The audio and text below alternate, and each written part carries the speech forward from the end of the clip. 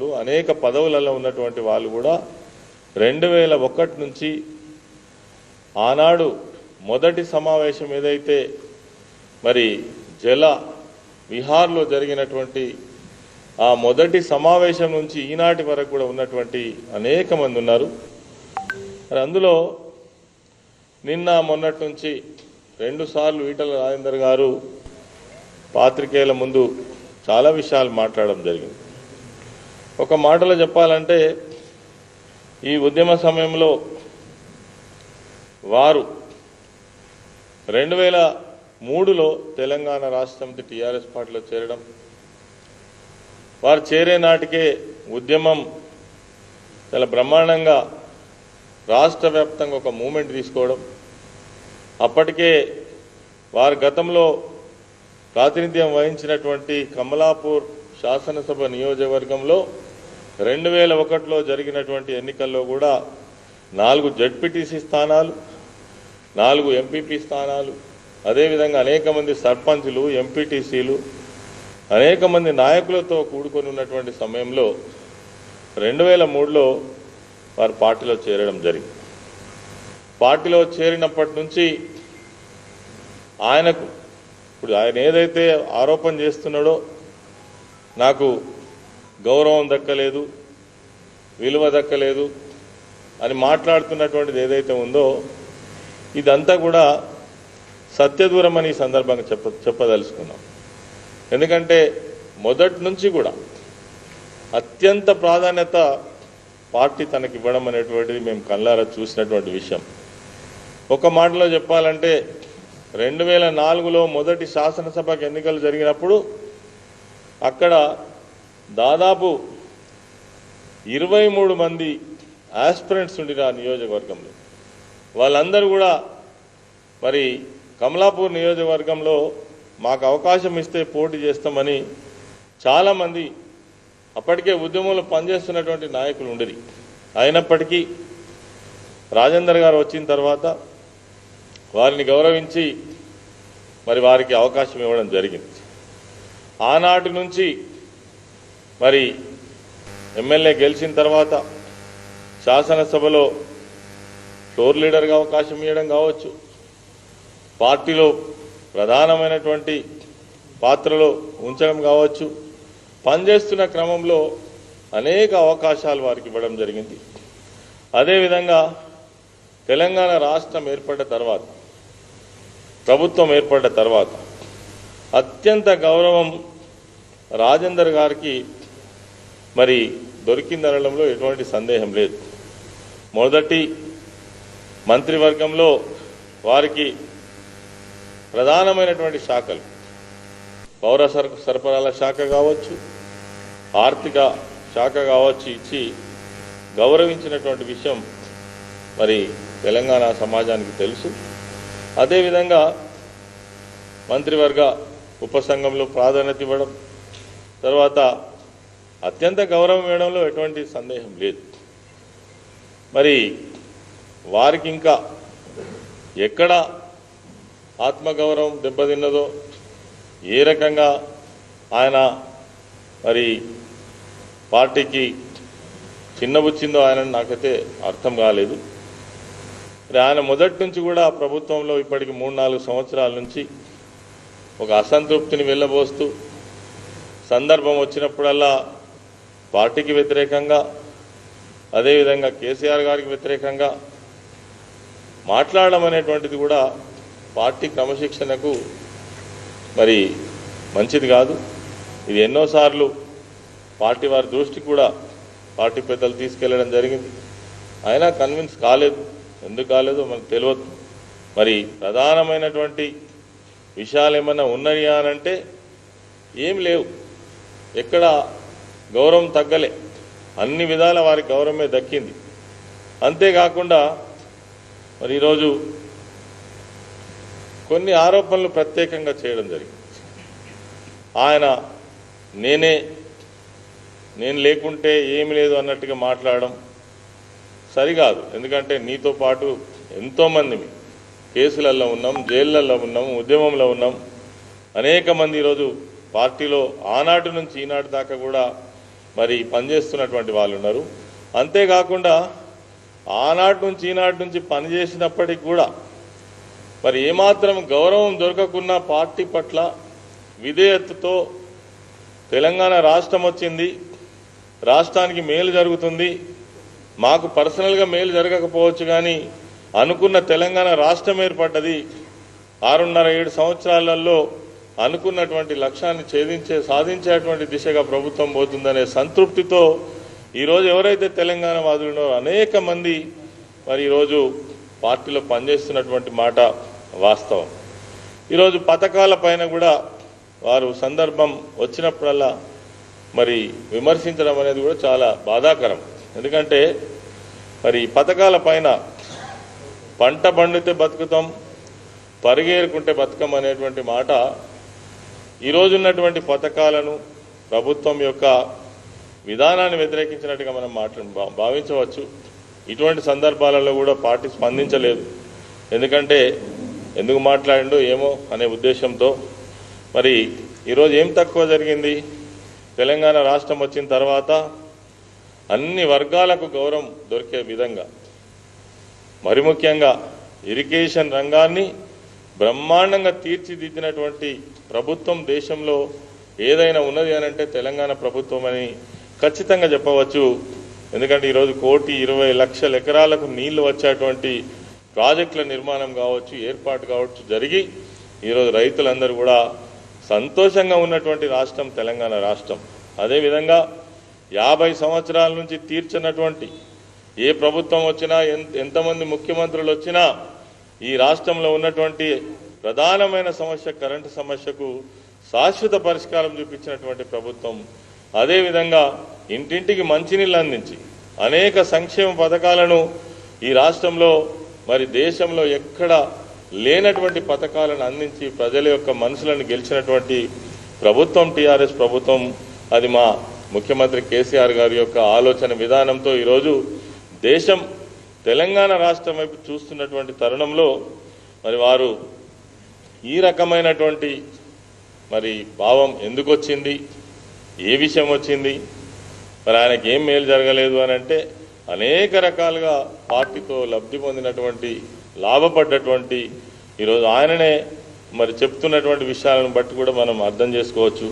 అదేవిధంగా ముఖ్యమైనటువంటి విషయం ఈరోజు చర్చ జరుగుతున్నటువంటి విషయం ఈ వారికి సంబంధించినటువంటి ఈ ఏవైతే పోల్ట్రీ ఫార్మ్స్ ఉన్నాయో, హ్యాచరీస్ ఉన్నాయో ఈ విషయంలో అసైన్ భూములను మరి వాళ్ళ బిజినెస్ ఎస్టాబ్లిష్మెంట్ కోసం నేను కొన్నాను అని చెప్పి వారే స్వయంగా కమిట్మెంట్ కావడం జరిగింది. ఈ సందర్భంగా ఆయనేమో తెలియనటువంటి వ్యక్తి కాదు. రెండోసారి మంత్రిగా ఉన్నాడు, అనేక సంవత్సరాలు ఉద్యమంలో ఉన్నారు, బిజినెస్లో ఉన్నారు. మరి వారు కమిట్ అయిన దాని ప్రకారం 66 ఎకరాల అసైన్మెంట్ భూమిని నేను కొనుగోలు చేయడం కోసం మరి వాళ్లకు డబ్బులు ఇచ్చిన మాట వాస్తవమే అని చెప్పి అంగీకరించడం జరిగింది. నేను ఒకటే వారిని అడగదలుచుకున్న విషయం ఏమిటంటే, మీరు ఎంతసేపు దళితుల విషయం, పేద వర్గాల విషయం, బీసీల విషయం మాట్లాడుతుంటారు. మరి మీకు తెలిసి కూడా ఈ పేదలకు ఎప్పుడో 1995 సంవత్సరంలో ఇచ్చినటువంటి అసైన్ భూములు కొనాలని మీకు ఎందుకు అనిపించింది? అది తప్పని మీకు అనిపించలేదా? ఒకవేళ కొంటూనే ఇంకొక మాట కూడా మీరు ప్రెస్ మీట్లో మాట్లాడారు కదా, ప్రభుత్వానికి అవసరం ఉంటే ల్యాండ్ ఎక్వేషన్ చేస్తలేదా? మేము ల్యాండ్ ఎక్వేషన్ చేస్తే తప్పేంది అని. ప్రభుత్వ అవసరాల కోసం ల్యాండ్ ఎక్వేషన్ చేస్తుంది, కానీ మీ సంస్థ ప్రజా అవసరాల కోసం కాదు కదా.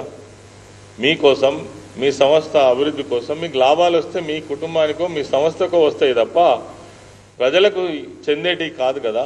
మరి ఈ మాట మీరు ఎట్లా మాట్లాడతారు?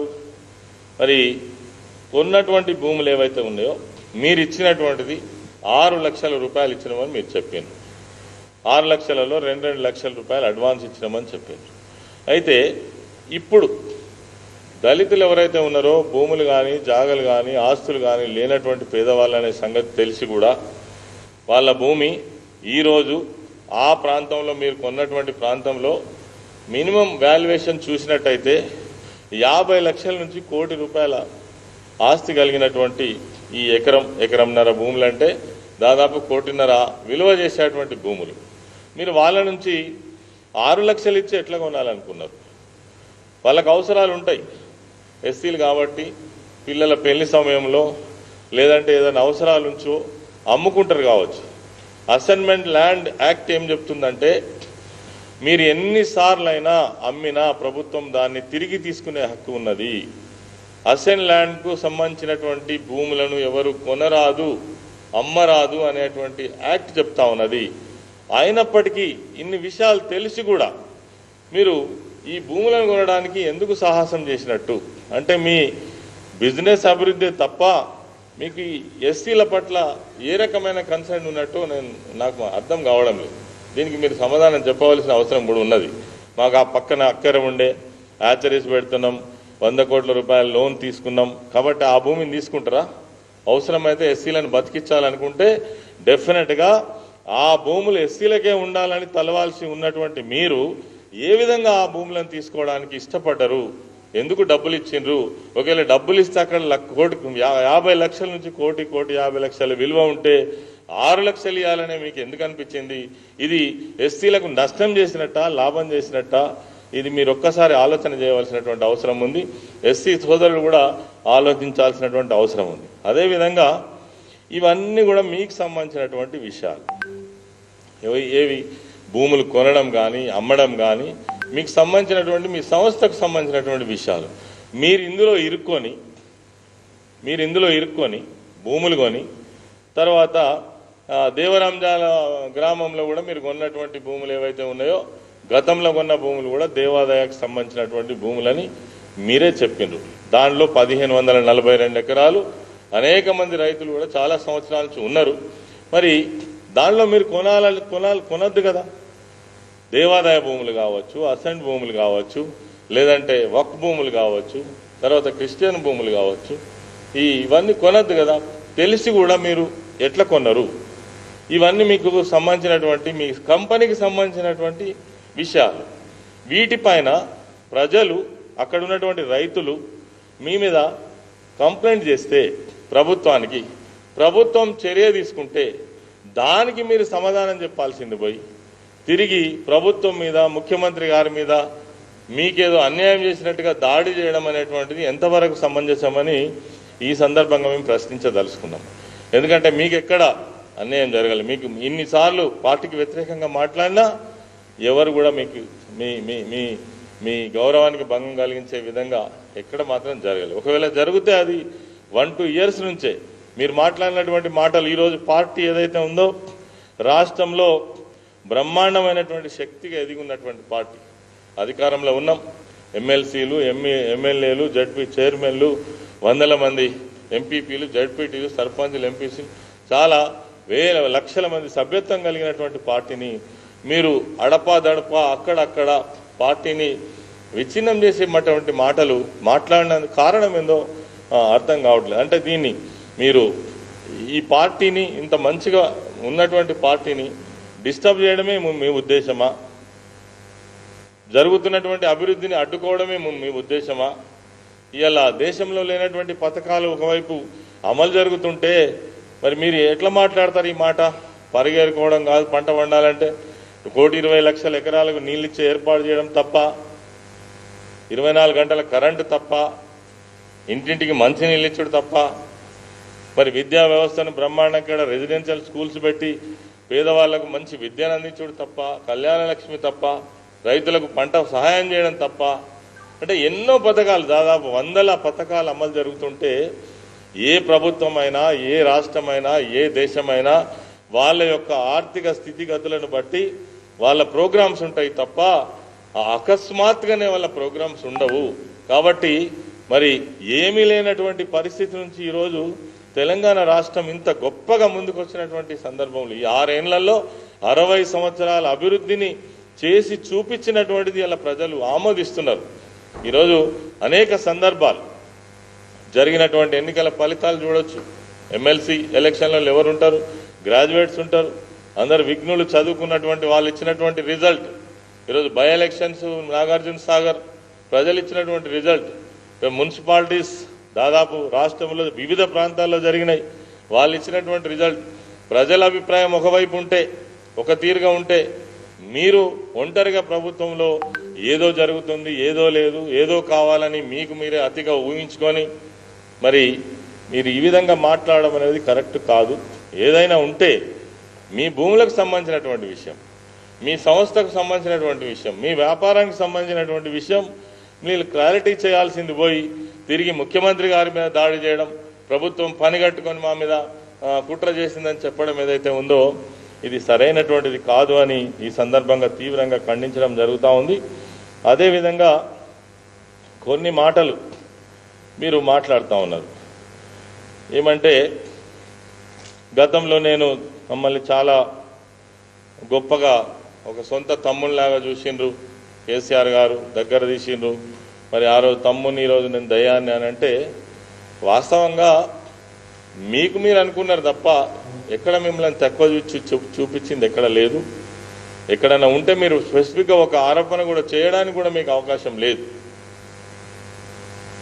ఎంతోమంది ఎమ్మెల్యేలు ఉన్నారు, మంత్రులు ఉన్నారు, దాదాపుగా మరి అందరూ కూడా ప్రభుత్వంలో పనిచేస్తున్నారు. మీరు ఒక్కసారి ఆత్మ పరిశీలన చేసుకోవాలి. అసలు ఏం జరిగింది, ఎందుకు నేను ఇట్లా మాట్లాడినా, ఈ ఇన్ని సంవత్సరాల పరిణామంలో నేను ఎక్కడి నుంచి ఎక్కడికి వచ్చినా, ఏ స్థాయి నుంచి ఎక్కడికి వచ్చినా అనేటువంటి విషయాలు కావచ్చు. మీరు గతంలోనే బిజినెస్లో ఉండవచ్చు, పౌల్ట్రీ బిజినెస్లో, కానీ ఆనాడు ఉన్నటువంటి పరిస్థితి ఏంది, ఈనాడు ఉన్నటువంటి పరిస్థితి ఏంది అనేటువంటిది కూడా మీరు ఒక్కసారి ఆత్మ పరిశీలన చేసుకోవాల్సి అయితే ఉన్నది. కరెక్ట్ కాదు. ప్రభుత్వం పైన, ముఖ్యమంత్రి గారి పైన మీరు తప్పు చేసి మీరు ప్రభుత్వం మీద విమర్శలు చేయడం ఏంటిది? కావాలంటే మీరు వాటిని నిరూపించుకోండి, ఎవరద్దు అంటున్నారు. కాబట్టి ఇది మంచిది కాదు. మీకు ఎక్కడ కూడా అగౌరవం జరగలే. ఇది యావత్తు పార్టీగా ఉన్నటువంటి అభిప్రాయాన్ని పత్రికా ముఖంగా తెలియజేయడం జరుగుతూ ఉంది. నమస్కారం.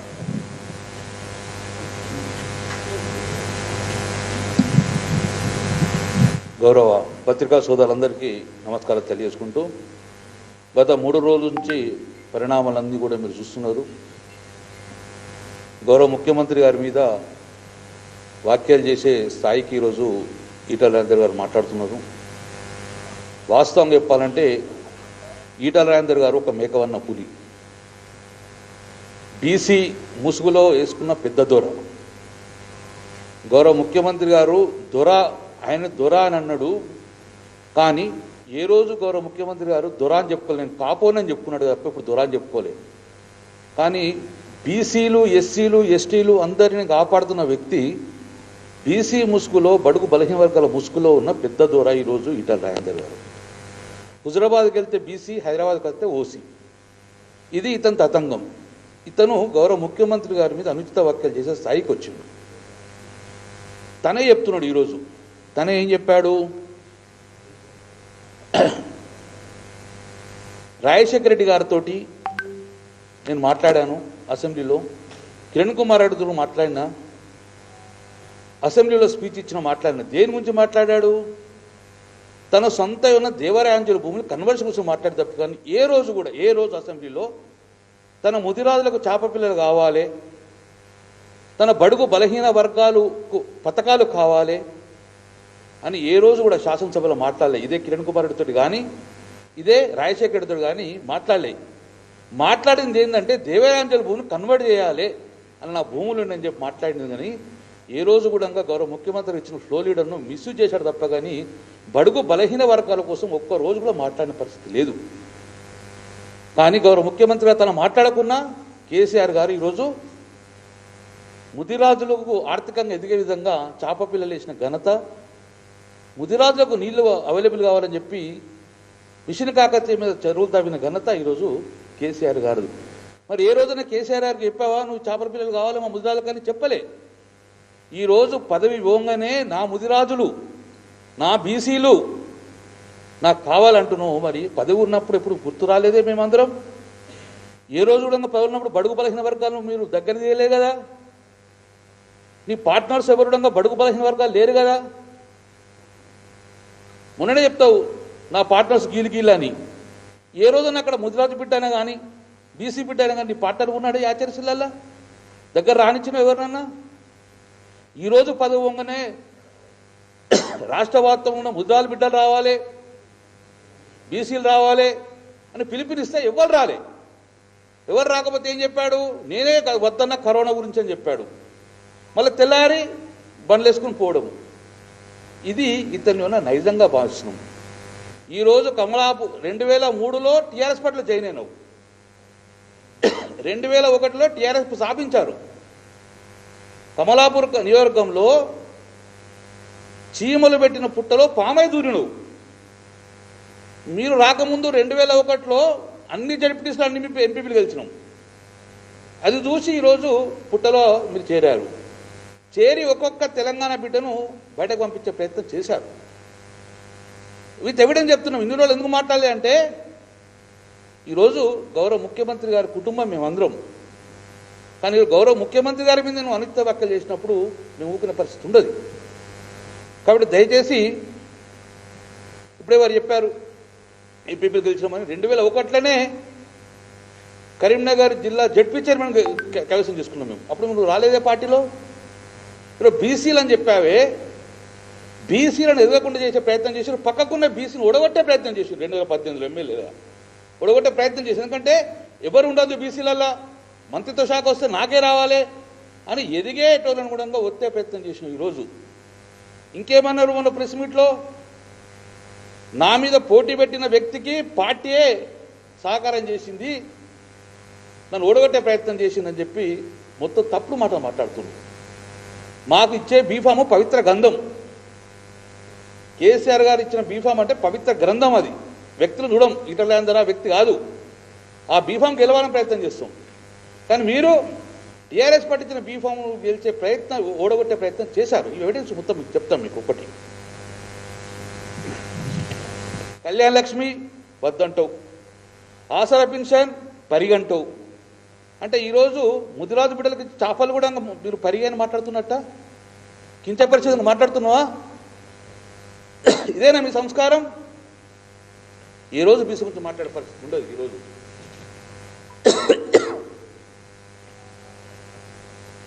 హుజరాబాద్లో ఏ బీసీని ఎదిగే ప్రయత్నం చేయలేదు. హుజరాబాద్లో ఉన్న తెలంగాణ వాళ్ళందరినీ ఒక్కొక్కరు పంపించే ప్రయత్నం చేశాడు. ఈరోజు తనే చెప్పాడు, సోషల్ వెల్ఫేర్ ఆఫీస్లో హాస్టల్లో నేను చదువుకున్నాను, మా నాన్న ఇచ్చిన ఆస్తి 1 ఎకరము 2 ఎకరాలని. ఈరోజు 1 ఎకరం 2 ఎకరాలు కాదు, మా అందరు కూడా అంతకంటే ఎక్కువ భూములు ఉండే. కానీ ఇంత షార్ట్ పీరియడ్లలో వేలాది కోట్ల రూపాయలు మరి రిలయన్స్ సంపాదించి కూడా సంపాదించిన పరిస్థితి లేదు. ఇంత షార్ట్ పీరియడ్లలో మెడికల్ కాలేజీలు, 1000 ఎకరాల భూములు, మరి ఎట్లా సంపాదించినావు? ఎంత కష్టపడి సంపాదించినావు ఇంత లోపల? ఈరోజు పార్టీ నీకు అన్నిచ్చింది కాబట్టి, ప్రభుత్వం ఉన్నవాటి నువ్వు సంపాదించుకున్న పరిస్థితి చేసినావు. నువ్వు ఈరోజు గౌరవ ముఖ్యమంత్రి గారు ఎంతో నీకు సాయం చేసుకుంటూ, ఎంతో నిన్ను తమ్ముళ్ళగా చూసుకొని ఈరోజు అంత లాభం చేస్తే, ఈరోజు పాలు దాగి రొమ్మును గుద్దే పరిస్థితి తీసుకొచ్చినావు. నీకు నువ్వు ఎక్కువ ఎంచుకొని పెద్ద ఆలోచనతో ఈరోజు పార్టీలలో కూడా విభజన తీసుకొచ్చే ప్రయత్నం చేశావు.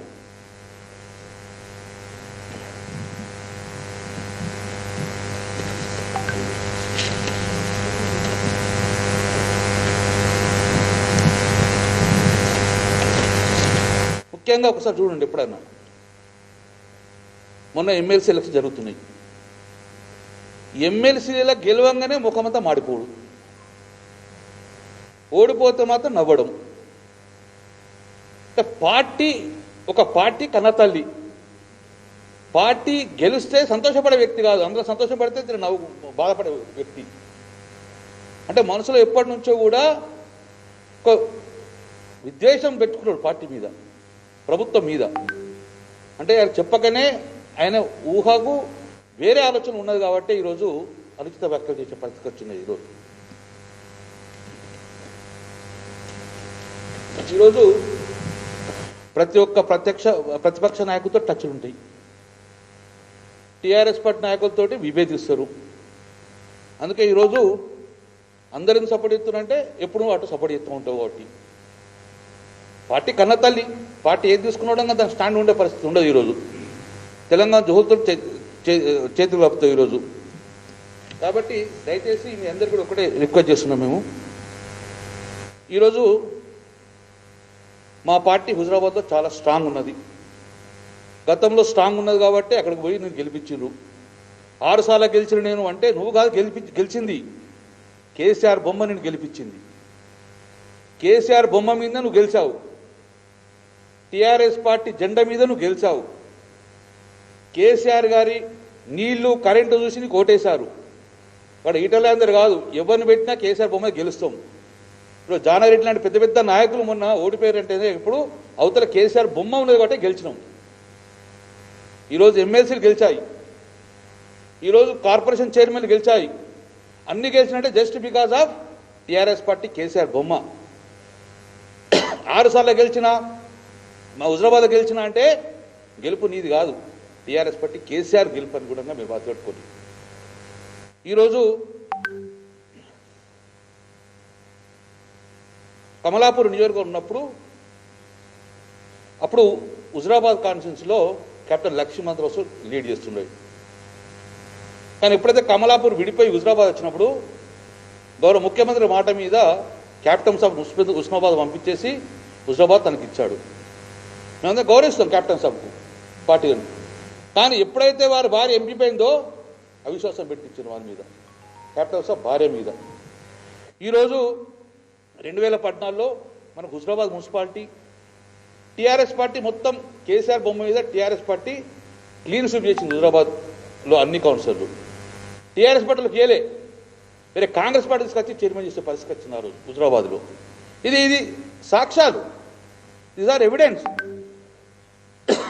జమ్మికుంట హుజరాబాద్ ఇవన్నీ కూడా మున్సిపాలిటీ టీఆర్ఎస్ పార్టీ కైవసం చేసుకుంది మరి ప్రమాణ స్వీకారం చేయాలి కదా అయ్యా ఈటల రాజేందర్ గారు మన మున్సిపల్ శాఖ మాత్రం ఉన్నారు కదా కేటీఆర్ని కూడా కలుద్దాం అని ఆ మున్సిపల్ చైర్మన్లు జమ్మికుంట మున్సిపల్ చైర్మన్ కానీ హుజరాబాద్ మున్సిపల్ చైర్మన్ కానీ అయ్యా మనం కేటీఆర్ పిలుచుకుందాం కేటీఆర్ని కలిసేద్దామంటే గెలిచిన వాళ్ళు ఇద్దరిని కేటీఆర్ పేరు ఇద్దరిని అవిశ్వాసంతో తీసిపారేసింది జమ్మికుంట హుజరాబాద్ మున్సిపాలిటీ ఈ సాక్ష్యాలు నేను లేనా కేటీఆర్ని ఎందుకు రమ్మంటావని అంటే అంతా విషయం చెప్పే ప్రయత్నం చేసే హుజరాబాద్ జమ్మికుంట వాళ్ళందరినీ కూడా అవిశ్వాసం పెట్టి తీసేశారు క్యాప్టెన్ సాబ్ వాళ్ళ వైఫ్ కూడా అవిశ్వాసం పెట్టించారు ఎంపీపీగా కాబట్టి ఇవన్నీ కూడా సాక్ష్యాలు ఇవన్నీ కూడా ఎందుకు కడపలో పెట్టుకున్నాము ఒక కన్నతల్లి పార్టీ ఉన్నది కానీ నీలో ఇంత విషయం నాకు తెలియదు బడుగు బలహీన వర్గాలు పేరు చెప్పుకుంటావు బడుగు బలహీన వర్గాలు గెలిచే పరిస్థితి ఉంటే ఒడగొట్టే ప్రయత్నం చేసావు నిన్ను కాదు మేము ఎవరు ఒడగొట్టేది కాదు నువ్వు అందరిని ఒడగొట్టే ప్రయత్నం చేసావు ఇప్పుడు ఒక్కొక్కటి నిజస్వరం బయటపడుతుంది ఇప్పుడు ఈరోజు కేసీఆర్ ఒక లెజెండ్ కేసీఆర్ ఒక శక్తి ఈరోజు 90% ప్రజలు వారు తాగే నీళ్ళల్లో వారు ఉండే కరెంటులో ప్రతి ఒక్క దాంట్లో కేసీఆర్ గారు చూసుకుంటారు నిన్నుగా చూసుకున్నది ఎక్కడ ఈరోజు కరీంనగర్ జిల్లా మొత్తం మంది ఉన్నాం హుజరాబాద్ ఒక టీఆర్ఎస్ పార్టీకి పెట్టిన కోటగా ఉన్నది త్వరలోనే విజిట్ చేస్తాం మా క్యాడర్ అందరం సమాయత్తం చేసుకుంటాం అద్భుతమైనగా ఆ పార్టీని ఎలా అయితే గతంలో 2001లో ఎలా ఉన్నదో అలాగే త్వరలోనే మనం నిర్మించుకుంటాం వ్యక్తులు వస్తూ పోతూ ఉంటారు కానీ పార్టీ అనేది కేసీఆర్ బొమ్మ అనేది శాశ్వతంగా ఉండేది కాబట్టి రేపు పొద్దుడంగా అందరం కేసీఆర్ బొమ్మ మీద పోతామని చెప్పి మీ ద్వారా ప్రజలు చెప్పకూడదు థ్యాంక్ యూ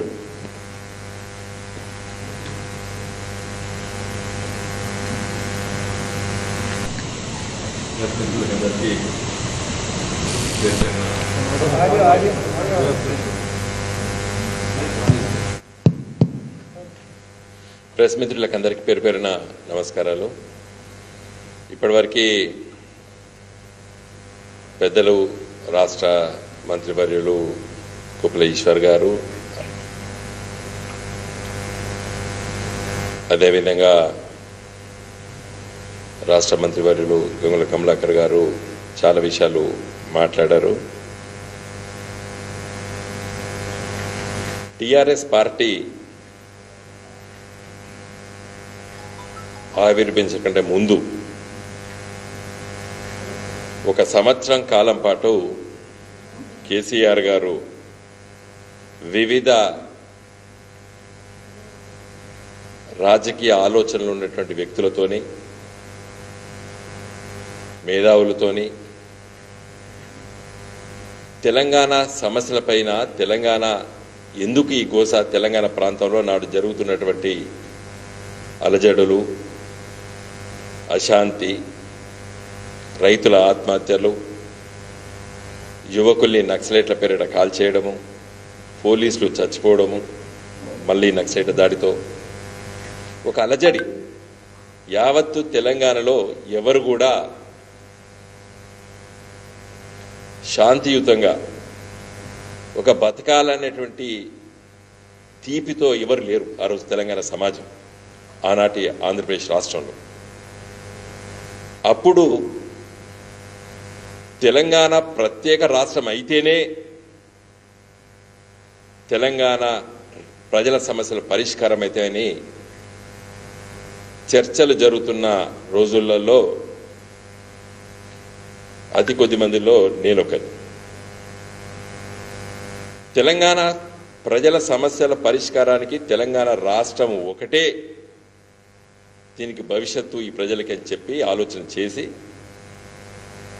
ఒక రాజకీయ పార్టీగా ఎదగాలి, ప్రజాస్వామ్యబద్ధంగా ప్రజలు రాష్ట్రాన్ని సాధించుకోవాలి, ప్రజలు తమ సమస్యలు పరిష్కారం చేసుకోవాలి. ముఖ్యంగా రైతాంగం ఆ రోజు బాధపడుతున్నటువంటి కరెంటు సమస్య, నీళ్ళ సమస్య, పేద వర్గాల అభ్యున్నతికి సంక్షేమ పథకాలు, చదువు, వీటన్నిటిపైన సుదీర్ఘంగా చర్చించిన తదనంతరమే టిఆర్ఎస్ పార్టీ ఆవిష్కరించబడ్డది. గులాబీ జెండా ఒక రాజకీయ పార్టీగా రిజిస్ట్రేషన్ చేసుకొని వెంటనే జరిగినటువంటి పార్టీ పెట్టిన వెంటనే తొందరలోపట ఎన్నికలు పెట్టి, పంచాయతీరాజ్ ఎన్నికలు పెట్టి ఈ తెలంగాణ వాదం లేదు, తెలంగాణ అనేది ఒక ఊహాజనితమైనటువంటి సమస్య అని చెప్పి చిత్రించడానికి ఆనాటి ముఖ్యమంత్రి చంద్రబాబు నాయుడు కుటీల రాజకీయ ప్రయత్నాల్లో భాగంగానే మరి ఈ పార్టీని చాలా ఇబ్బందులు పెట్టాడు. వెంటనే ఎన్నికల ప్రకటన చేశారు. పంచాయతీరాజ్ ఎన్నికలు జరుగుతాయి, తెలుగుదేశం బ్రహ్మాండంగా గెలుస్తుంది, గులాబీ జెండా ఓడిపోతుంది, కాబట్టి తెలంగాణ వాదాన్ని ఈ మొగ్గల్నే తుంచేయాలని చెప్పి ప్రయత్నం చేసిండు ఆనాటి ముఖ్యమంత్రి చంద్రబాబు నాయుడు. ఇది ఎందుకు చెప్పుకొస్తున్నంటే, కమలాపురం శాసనసభ నియోజకవర్గం నుండి 2004లో ఈటల రాజేందర్ గారు గెలిచారు కదా, ఆ నియోజకవర్గంలో కమలాపురం మండలము, ఆ మండలం పేరటనే ఆ నియోజకవర్గం ఉంది. అప్పటి వరకు దామోదర్ రెడ్డి గారు తెలుగుదేశం పార్టీ శాసనసభ్యులు.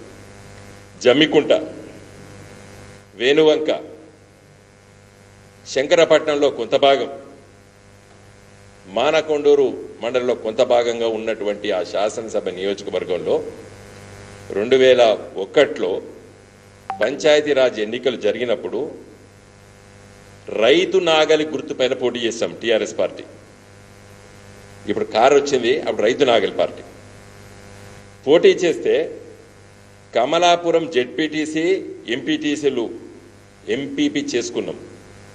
జమ్మికుంట జెడ్పీటీసీ, ఎంపీటీసీలు గెలిస్తే ఎంపీపీ, వేణువంక జెడ్పీటీసీ, ఎంపీటీసీలు గెలిస్తే ఎంపీపీ, శంకరపట్నం జెడ్పీటీసీ, ఎంపీటీసీ గెలిస్తే ఎంపీపీ, మానకొండూరు, హుజురాబాదు నియోజకవర్గంలో మరి పక్కకున్నటువంటి సైదాపూరు, ఎల్కతుర్తి, భీమదేవరపల్లి, ఇవన్నిట్లో కూడా బ్రహ్మాండమైనటువంటి మెజార్టీతో గులాబీ జెండా గెలిచింది. ఆ గెలిచిన పార్టీ కరీంనగర్ జిల్లా పరిషత్ కూడా కైవసం చేసుకున్నాం. చంద్రబాబు నాయుడు పార్టీకి ఆనాడు ఉన్నటువంటి వాళ్ళకందరికీ కూడా ఒక చెంపదెబ్బ. ఉత్తర తెలంగాణ లోపల టిఆర్ఎస్ పార్టీ బ్రహ్మాండమైన విజయం సాధించింది. ఆ పార్టీ టిఆర్ఎస్ పార్టీ ముందుకెళ్తున్న సందర్భంలో ఈటల రాజేందర్ గారు 2003లో అప్పటి వరకే తెలంగాణ ప్రాంతంలో వివిధ సందర్భాల్లో గొప్ప గొప్ప బహిరంగ సభలు పెట్టి లక్షలాది మంది జనాన్ని సమీకరించి నేనే శంకరపట్టణం మండలానికి ఆనాడు బ్రిగేడర్గా పోయినా తుమ్మ చెట్లు కొట్టి ఆఫీసులలో బట్టలు తూడ్చి పైసలు వసూలు చేసుకొని ట్రాక్టర్లు పెట్టి లారీలు పెట్టి ఇదే కమలాపురం కాన్ఫరెన్స్లో ప్రజల్ని కదిలించడం లక్షలాది మంది మరి నీటి సమస్య పైన సభలు పెడితే కదిలినరు వరంగల్ సభ కానీ హైదరాబాద్ సభలు కానీ కరీంనగర్ సభలు కానీ ఎక్కడ పెడితే నల్గొండ సభ కానీ జనాన్ని కదిలించినటువంటి ప్రాంతం నేటి హుజరాబాద్ శాసనసభ నియోజకవర్గం ఆనాటి కమలాపురం శాసనసభ నియోజకవర్గం ఈటల రాజేందర్ గారు లాంటి నాయకులు చాలామంది కూడా ఆ ఉద్యమం ఉధృతంగా పోయి వచ్చే శాసనసభ ఎన్నికలు 2004లో జరగబెట్టిన శాసనసభ ఎన్నికల్లో టిఆర్ఎస్ పార్టీ తెలంగాణలో అత్యధికమైనటువంటి స్థానాలను కైవాసం చేసుకుంటుందనే ఒక విశ్వాసం కలిగింది తెలంగాణ రాజకీయ వ్యవస్థలో. ఆ సందర్భంలో ఈటల రాజేందర్ గారు టిఆర్ఎస్ పార్టీకి వచ్చిండ్రు. చాలా గొప్పగా కేసీఆర్ గారు ఆహ్వానించారు. ఈటల రాజేందర్ గారు కూడా ఆ కమలాపురం నియోజకవర్గంలో పోటీ చేయాలని చెప్పి చాలామంది ఆసక్తి ఉన్నప్పుడు కూడా వాళ్ళకందరికంటే చురుకైనటువంటి కార్యకర్త, చురుకైనటువంటి నాయకుడు, వయసు చాలా చిన్న వయసు ఉంది, ఇతన్ని పికప్ చేసుకోవాలి, ఆ సామాజిక వర్గం కూడా ముదిరాజ్ కమ్యూనిటీ సామాజిక వర్గం నుండి లేరు, పికప్ చేసుకోవాలని చెప్పి అప్పటి వరకు ఆ నియోజకవర్గంలో ఉన్నటువంటి చాలామంది, ముఖ్యంగా కొంతమంది జెడ్పీటీసీలో గెలిచిన వాళ్ళు, వారు ఈ మధ్యన చనిపోయారు, వారు ఇంకా చాలామంది పేర్లు చెప్పడం అప్రస్తుతం, బాగుండదు. చాలామంది అడిగారు. అయినప్పుడు కూడా కేసీఆర్ గారు చాలా మర్యాదపూర్వకంగా వాళ్ళందరినీ ఒప్పించి 2004లో మరి కాంగ్రెస్ పార్టీ గట్టిగా మరి ఎన్నికల ఒప్పందంలో అడిగినప్పటికీ కూడా పట్టుబట్టి కమలాపురం శాసనసభ నియోజకవర్గ సీటు కాంగ్రెస్ పార్టీ ఒప్పందంలో తీసుకొని ఈటల రాజేందర్ గారికి అప్పచెప్పడం, ఒక బంగారు పల్లెంలో ఆ శాసనసభ నియోజకవర్గము ఒక బంగారు పల్లెంలో ఈటల రాజేందర్ గారికి అప్పచెప్పడం జరిగింది కేసీఆర్ గారు. ఇవన్నీ చెప్పినా కదా. మరి బంగారు పల్లెం అంటే ఏందో అని అడుగుతారు కాబట్టి రాజకీయ వ్యవస్థను మొత్తం అక్కడ గెలిపించి సర్పంచులు, ఎంపీటీసీలు, జెడ్పీటీసీలు వీళ్ళందరినీ గెలిపించి ఈటల రాజేందర్ గారికి అప్పచెప్పడం జరిగింది. ఎస్, వారు దాన్ని కష్టపడ్డారు, మంచిగా పని చేసుకున్నారు, గెలిచిండ్రు. కేసీఆర్ గారు ఎప్పుడు చెప్తే అప్పుడు రాజీనామా చేసిండ్రు, బ్రహ్మాండమైన మెజార్టీతో గెలిచారు. నేను హనుమకొండ పార్లమెంట్ సభ్యుడిగా గెలిచినప్పుడు కూడా బ్రహ్మాండమైన మెజార్టీ కూడా మరి ఆ శాసనసభ నియోజకవర్గం నుంచి వచ్చింది. ఈటల రాజేందర్ గారు అప్పుడు ఎమ్మెల్యేగా పోటీ చేశారు. మళ్ళీ రాజీనామా చేస్తే కూడా మంచి మెజార్టీ కూడా అక్కడి నుంచి వచ్చింది. మొన్న కూడా మంచిగా వచ్చింది. నేను గెలిచినా ఓడిపోయినా కూడా మంచిగా వచ్చింది. కానీ ఆ నియోజకవర్గ స్వరూపమే అలాంటిది. ఆ ప్రాంత ప్రజల యొక్క స్వరూపమే తెలంగాణ ఆకాంక్ష, తెలంగాణ అభిప్రాయంతో ఉన్నటువంటి ప్రజానీకం. ఉత్తర తెలంగాణలో కొన్ని నియోజకవర్గాలలో ఉన్నటువంటి బలమైన శక్తి ఆ నియోజకవర్గంలో టీఆర్ఎస్ పార్టీకి ఉన్నది. మరి ఇప్పుడే కోపలేశ్వర్ గారు చెప్పినట్టు 2007లో 6-7లో మేము పోటీ చేస్తే ఎక్కువ స్థానాలు రాలేదు. ఆనాటి మా ఫ్లోర్ లీడర్ ఓడిపోయాడు. గెలిచింది కొంతమందే. సీనియర్లు ఉన్నప్పటికీ కూడా ఈటల రాజేందర్ గారినే మరి ఒక ఫ్లోర్ లీడర్ అంటే అపోజిషన్ పార్టీకి, ఒక ప్రతిపక్ష పార్టీకి అత్యున్నతమైనటువంటి హోదా ప్రజాస్వామ్య వ్యవస్థలో ఫ్లోర్ లీడర్.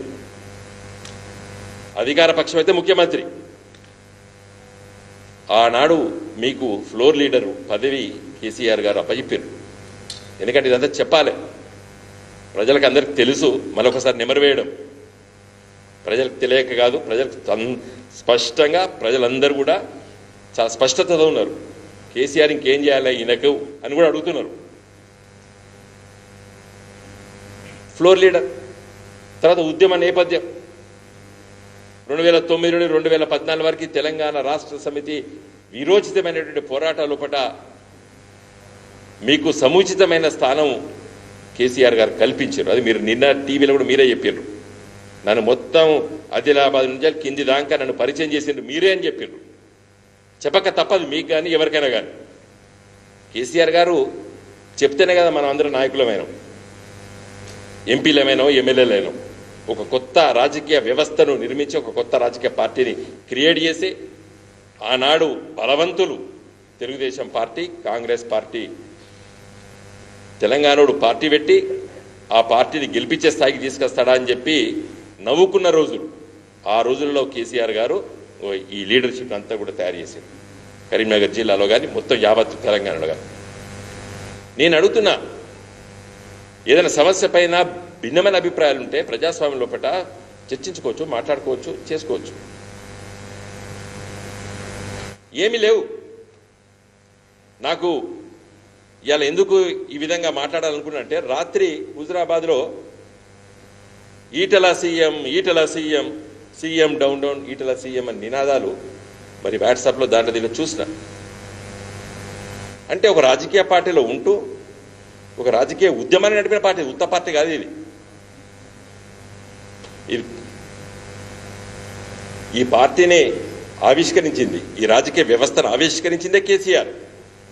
ఉద్యమాన్ని నడిపి అనుకున్నటువంటి దాన్ని సాధించి ఒక రాష్ట్రాన్ని సాధించి ఆ రాష్ట్ర ప్రజల ఆశీస్సులతోని ముఖ్యమంత్రి అయి మళ్ళీ ఎన్నికలు పోయి మళ్ళీ ముఖ్యమంత్రి అయి ఉన్నటువంటి నాయకుడిని ఛాలెంజ్ చేస్తున్నారు. Your challenging. ప్రజలు నిర్ణయం చేస్తారు. Your challenging the leadership. ఎప్పుడు నిన్న నీ నినాదాలు చూస్తే అది కరెక్ట్ కాదు. సరే, అది నాకున్నటువంటి అభిప్రాయం. ఇంతకుముందు కొప్పుల ఈశ్వర్ గారు చెప్పినటువంటి భూమి విషయం, ఒక రాజకీయ నాయకుడు ముఖ్యంగా ప్రభుత్వ భూముల జోలికి పోవద్దు. ముఖ్యంగా షెడ్యూల్ క్యాస్ట్, షెడ్యూల్ ట్రైబ్స్కు అసైన్మెంట్ చేసిన భూముల జోలికే పోవద్దు. మరి మీకు భూమి విషయంలో చాలా సమగ్రమైన అవగాహన ఉన్నది. ఆ వ్యాపారం పట్ల ఒక స్పష్టత ఉన్నది. ముఖ్యంగా షెడ్యూల్ క్యాస్ట్, షెడ్యూల్ ట్రైబ్స్కి అసైన్మెంట్ చేసినప్పుడు వివిధ కష్టాల్లో సుఖాల్లో ఉన్నటువంటి ఆ వర్గాలు అమ్ముకోవడానికి ప్రయత్నం చేస్తారు. అందుకే ప్రభుత్వం ఆ చట్టం తీసుకొచ్చింది. ఏం తీసుకొచ్చింది? ఈ భూమి ఎవరు అమ్ముకోవద్దని చెప్పి. పాపం పేదరికంలో ఉంటారు కాబట్టి ఇది అమ్మద్దు, ఇది అమ్మడానికి వీల్లేదంటేనే భూమి వాళ్ళ చేతిలో ఉంటుందని చెప్పి ఒక అభిప్రాయంతో ఆ చట్టాన్ని మన పెద్దలు తీసుకొచ్చిన చట్టం అది. మరి దాన్ని ఉల్లంఘించడం అనేది నేరం. Actually it is not good. మరి అది ఇప్పుడు విచారణ జరుగుతుంది. చాలా విషయాలు కూడా అధికారులు తమ నివేదికలు ఇస్తారు. మీరు చెప్పినారు కోర్టుకు పోతామని చెప్పి. సరే, అది ఆ విషయము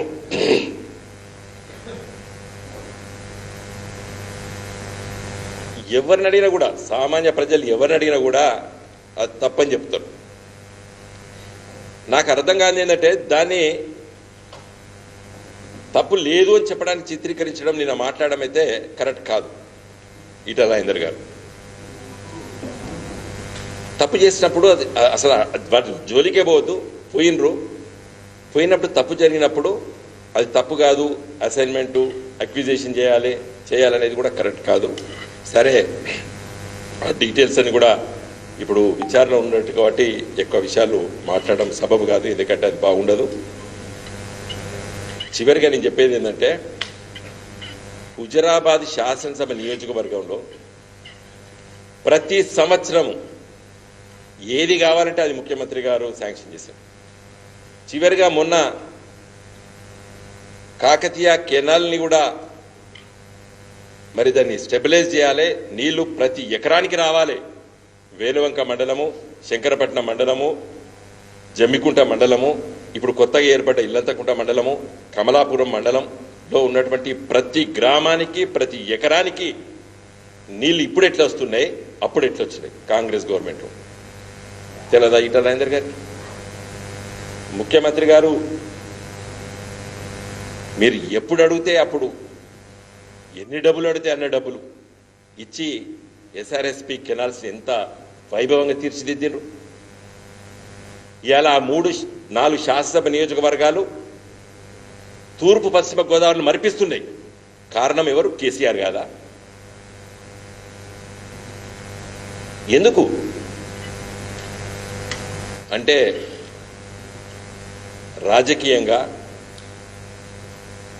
ఇంకేమేది అసలు మీకు ఎన్ని చేసిండ్రు? మీకు ఇంకేం కావాలి? ఇంకేం చేయాలి ముఖ్యమంత్రి గారు? అన్నీ చేసి అసలు చెయ్యందంటూ ఏది లేదు ఆ నియోజకవర్గానికి కానీ ఆ ప్రజలకు కానీ. ఇలా చాలామంది చెప్తున్నారు, సార్ ఇంకేం చేయనుండే సార్, ఇన్ని చేసినారు కదా, ఇంకేం చేయాలి? నాకైతే ఈటల రాజేందర్ గారు వ్యాఖ్యానం పత్రికలు చూసి చాలా చాలా బాధేసింది. కానీ పార్టీలో ఒక మంత్రి గారి పైన మాట్లాడడం సబబు కాదని చెప్పి నేను మాట్లాడలేదు. రైతు బంధు పథకము కేసీఆర్ గారు పిలిచి, రాజేందర్ నీ కాన్స్టిట్యూన్సీలో పెట్టు, దాన్ని నీ కాన్స్టిట్యూన్సీలో లాంచ్ చేస్తా అని చెప్తే హుజరాబాదు జమికుంట మధ్యలో వేలాది మందిని సమీకరించి కేసీఆర్ గారు ఈటల రాజేందర్ గారు పక్కకు పెట్టుకొని రైతు బంధు పథకాన్ని లాంచ్ చేస్తే ఇలా పథకాల వల్ల ఏమీ లేదని చెప్పి మీ నోటి నుండి రావడం మాత్రం నాకైతే ఇష్టం లేదు. రాజేందర్ గారు మీరే కదా గంత పెద్ద బహిరంగ సభ పెట్టి రైతు బంధు పథకము ఈరోజు దేశంలో ఎక్కడ లేదని చెప్పి మీరు మాట్లాడినారు, నేను మాట్లాడినా, కేసీఆర్ గారు మాట్లాడారు. ఆనాడు నేను ఎంపీగా మాట్లాడాను. ప్రపంచం మొత్తం ఇవాళ రైతు బంధు పథకం అంటే ఇంత గొప్ప పథకం అని చెప్తారు. మరి ఏం చేశారు మీరు? అది తప్పు అని చెప్పారు. పథకాలతో ఏం కాదన్నారు. రైతు బీమా పథకం, ఇలా కళ్యాణి లక్ష్మి పథకం, షాదీ ముబారక్ పథకం, 2000 రూపాయల ఆసరా పెన్షన్లు ప్రజలకు ఏమి చెయ్యదు అని చెప్పడం అయితే అది బడుగు బలహీన వర్గాల పేద ప్రజల కోసం ఆలోచించేటువంటి మనిషి వ్యాఖ్యానం కాదని చెప్పదలుచుకున్నాను నేను. బడుగు బలహీన పేద వర్గాల కోసం మాట్లాడవలసిన నాయకుడు మాట్లాడవలసినటువంటి మాటలు కావాలి. ఇలా దేశంలో మొత్తం భారతదేశం వివిధ రాష్ట్రాలన్నీ కూడా తెలంగాణ వైపు చూస్తున్నాయి. ఇలా భారతీయ జనతా పార్టీ కూడా చెప్పక తప్పలేదు. One of the best performing states in the కంట్రీలో కూడా తెలంగాణ రాష్ట్రం మొదటి వరుసలో ఉన్నది. వాటిని నువ్వు రాజకీయ ఉపన్యాసం లోపల ఇవి తిండి పెట్టావు లేదా ఇవి ఏమి చేయవు అని వ్యాఖ్యానించడం, ఆ పత్రికలు అలా రాయడం చాలా బాధేసింది అది చూసినప్పుడు. ఒక పేద ప్రజల పట్ల ఆలోచించేటువంటి నాయకుడు మాట్లాడాల్సిన మాటలు కావాలి. కాబట్టి వీటన్నిటిని కూడా ప్రజలు గమనిస్తున్నారు. నిన్న మీరు ప్రెస్ మీట్లో మాట్లాడిన వ్యాఖ్యానాలు, నిన్న రాత్రి మరి హుజరాబాద్లో కొంతమంది చేసిన వ్యాఖ్యానాలను చూసి మరి మాట్లాడకపోతే బాగుండదని చెప్పి పెద్దలు గోపాల ఈశ్వర్ గారు, గంగుల కమలాకర్ గారు ఈ సమావేశం తప్పనిసరిగా మనం పెట్టాలని చెప్పి ఆలోచన చేసేందుకు మేము మాట్లాడాము ఈ ప్రెస్ మీట్ ద్వారా.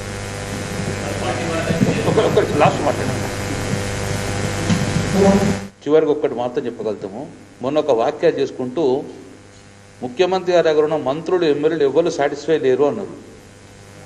వాస్తవంగా మేమందరం కూడా ఇంటికన్నా ఎక్కువ కేసీఆర్ గారిని మేము సంతృప్తి వ్యక్తం చేస్తాం. నీకు కడుపులో విషం ఉన్నది కాబట్టి నీకు అక్కడ సంతృప్తి వ్యక్తం కాలేదు. మా అందరు కూడా అటువంటి ఆలోచన లేదు. ముఖ్యమంత్రి మా తండ్రి, మా దైవంగా భావించిన కాబట్టి మేము అందరం కంఫర్ట్గా ఉన్నాం. మేము జయలలిత గారి పరిపాలన చూసాం, మేము చంద్రబాబు నాయుడు ముఖ్యమంత్రి పనిచేశాం. ఈరోజు చంద్రబాబు గారు ముఖ్యమంత్రి ఉన్నప్పుడు ఎప్పుడు ఈయన వెళ్ళిపోతాడా అని చూసే ప్రయత్నం చేస్తుండు. జయలలిత గారు ఎప్పుడు విన్నాం మేము. తమిళనాడులో మంత్రులు ఎక్కడుందరు, ఎమ్మెల్యే ఎక్కడుందరు, వాళ్ళు ఫస్ట్ ఫ్లోర్లో ఉందరు. కానీ ఈరోజు మా ముఖ్యమంత్రి గారి దగ్గర 12-15 గంటలు ఉన్నాడు తృప్తి పడతాం మేము. మా ముఖ్యమంత్రి కూసోమంటాడు ఇక మమ్మల్ని కొడుకుల్లాగా. మమ్మల్ని ఎప్పుడు ఎమ్మెల్యేలు చూలే, మంత్రులు చూలే. 11-12 మమ్మల్ని పక్క కూర్చోట్టుకుంటుండే. చాలా సంతృప్తి వ్యక్తం చేసాం, కుటుంబంగా భావించాం మేము. మరి ఈయనొక్కని కడుపులో విషయం ఉన్నది. ఈయనకంత ఆలోచన అంతా వేరే ఆలోచన ఉండే, మంత్రి ఆలోచన కాదు. ఈయనకని ఎక్కువ ఉంచుకున్నాడు కాబట్టి అందరిని కలిపే ప్రయత్నం చేసిండు. మంత్రులు సాటిస్ఫై లేరు, ఎమ్మెల్యే సాటిస్ఫై అని చెప్పి ఆయనకు మమ్మల్ని కలిపే ప్రయత్నం చేస్తున్నారు. పచ్చి అబద్ధాల కోరు. మేము యావత్ తెలంగాణ ప్రజలు చెప్తున్నాం, ఇలాంటి ముఖ్యమంత్రి మనకు ఉండడం మనం అదృష్టంగా భావించుకున్నాం. మేమందరం ఉన్నాం, ప్రజలు కూడా అదృష్టంగా భావించుకున్నాం. ఈయన ఎక్కడికి వేరే ఉద్దేశం ఉన్నది కాబట్టి ఈయనకంత అభిప్రాయాలు భిన్నంగా ఉంటాయి. దయచేసి బడుగు బలహీన వర్గాల ప్రజలారా, మీడియా ద్వారా మేము రిక్వెస్ట్ చేస్తున్నాం, ఈరోజు వెనుకబడిన కులాలకు స్వాతంత్రం వచ్చినప్పటి నుంచి ఇప్పటి వరకు ఈ తెలంగాణ రాష్ట్రంలో ఆత్మ గౌరవంగా బతికే విధంగా చేసింది ఏకైక ముఖ్యమంత్రి కేసీఆర్ గారు. అన్ని కులాలకు ప్రాధాన్యత ఇచ్చిన వెనుకబడిన కులాలకు. అది వెనుకబడిన కులాలు ఇప్పుడిప్పుడే ముందుకెళ్తుంటే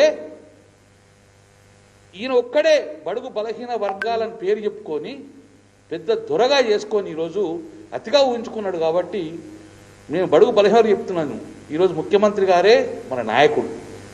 వీరంతా కూడా వాళ్ళ స్వార్థ రాజకీయాల కోసం వాడుకున్నాడు బడుగు బలహీన వర్గాలను. తన ఆస్తులు పెంచుకున్నందుకు, తన పౌల్ట్రీ ఫార్మ్ పెంచుకున్నందుకు మనల్ని వాడుకున్నాడు తప్ప కానీ ఏ రోజు మన బడుగు బలహీన వర్గం చేయలేదు, చేయడు కూడా. Thank you.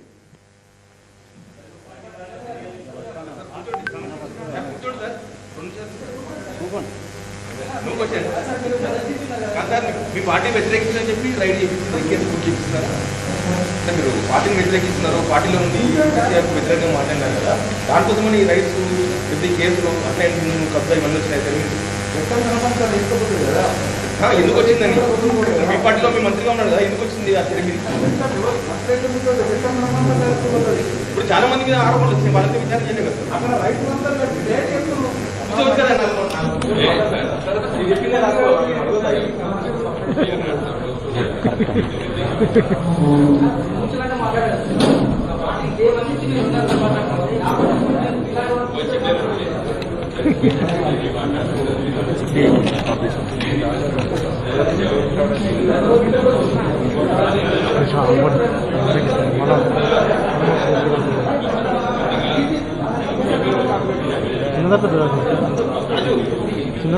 చిన్నదే